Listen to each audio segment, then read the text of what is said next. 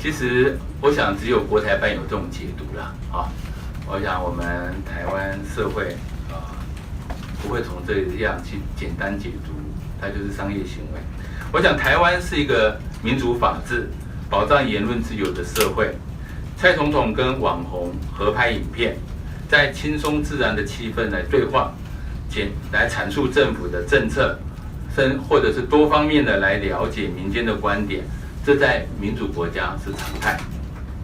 然而，中国大陆始终以偏颇的政治思维，滥用其市场的力量，限制我网络影片不得出现总统这个名称，并以此来胁迫企业、个人来屈从他的政治立场或者是意识形态，显然就是将网络媒体完全作为政治工具，对于不合他的意识形态就任意的来霸凌，这与网络世界崇尚尊重他人创意与言论自由的价值存在非常大的落差。我想台湾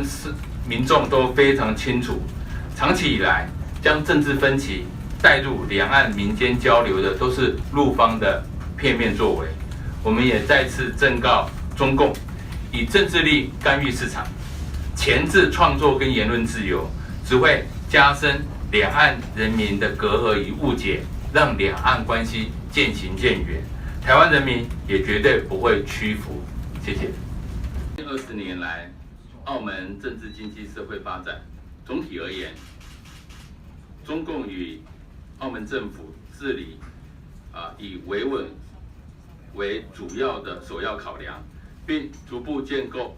国家安全相关法制与组织，强化对澳的掌握，为相关的作为引发侵犯新闻、言论自由等质疑。澳门虽推动政治改革，然而遭到批评进度缓慢且幅度过小，受政治文化结构及澳门刻意限制的影响，普选与民主的诉求难以回应社会的需求。那么，中共领导高层近年来强调，澳门司法应配合行政主导，或许未来也影响未来澳门司法独立。那么，我们认为，澳门移交以来，在经济发展上大致稳定，虽然以博彩为主力产业，但是近年来推动产业的多元化，金融、会展等产业都有所增长。那么，澳门政府致力于推动宜居城市的政策，但交通、建设、医疗、房屋、教育等诉求仍为青年长期关切的议题。另外，澳门警方近年逐步设立全澳城市电子监察系统，也遭到质疑，恐侵犯个人隐私。那么，中国大陆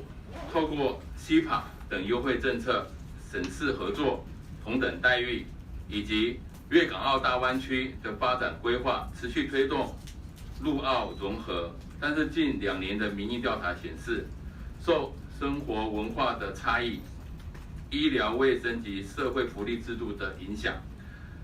还是有超过50%的澳门民众对于赴陆发展有所疑虑。那国际社会对于也长期关切澳门公民政治权利、新闻跟学术自由受限，以及人口贩卖等议题。那么，台澳民间的互动的部分，仍然是人员往来频繁。我政府长期以来亦秉持着善意，推动台澳关系的发展，但是澳门政府听从中共的指示，处处自我设限，除对我驻澳业务人员派任多所干扰，对于我官员、学者、各界人士的正常交流常存在不合理的限制，对官员的互访亦保持的保守限制的态度，同时有矮化我方的不当作为，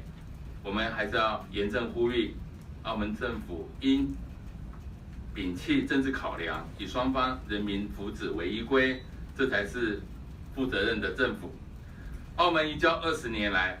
在中共强力维稳下，一国两制看似稳定，但是自由人权受损，民主进程缓慢，受国际关注。我们呼吁中共及澳府应该要落实保障澳门的公民参与权利及新闻自由等基本自由人权，加速民主进程，这才是长治久安之道。那么相关的新闻资料，我们待会提供给各位。